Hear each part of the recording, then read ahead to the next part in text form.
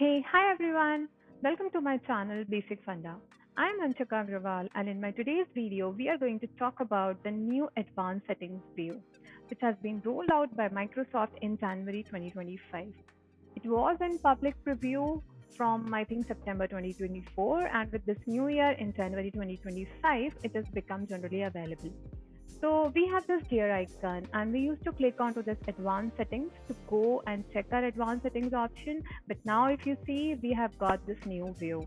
So everything is now set within a model driven app. So if you see, if I click here, we used to see and select our apps from here, but now this advanced setting option comes within this model driven app. So now you will find this model driven app, which is Power Platform Environment Settings, always available. You can click on that to go to your advanced settings.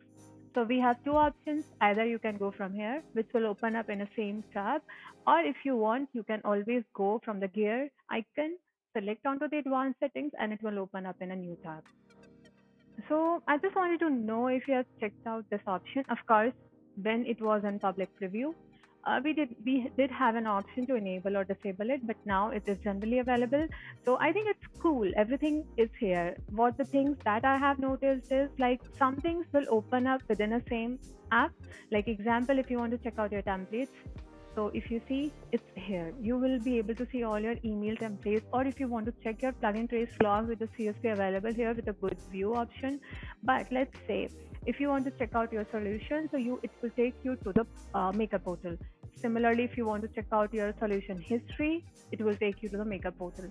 And similarly, like there are many options, right? Like security. So if you want to check your security roles, all the options, whatever you want to check, it will take you to the admin portal where you can do the security changes. But everything is beautifully distributed and added onto the same place under some different areas like under business customizations like it used to be in the legacy view, but now everything is together and always available with a model driven app, and you have the flexibility to change it from here. Nothing has been changed. It's like the view is better, its accessibility is better.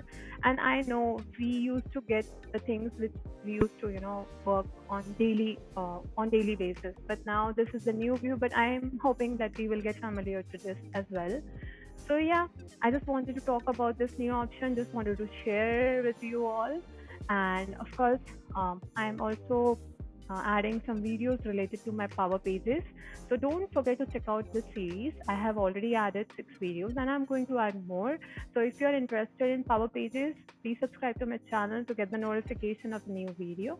And you can also check my blogs related to the Power Pages, where I have uploaded the different articles related to a Power Pages website, and also like how you can deploy your Power Pages or upload the content using the pack commands. So yeah, majorly I want to talk about this option. Happy New Year, guys! Thank you so much. If you like my content, please like and subscribe to my channel. Thank you for now. Bye bye.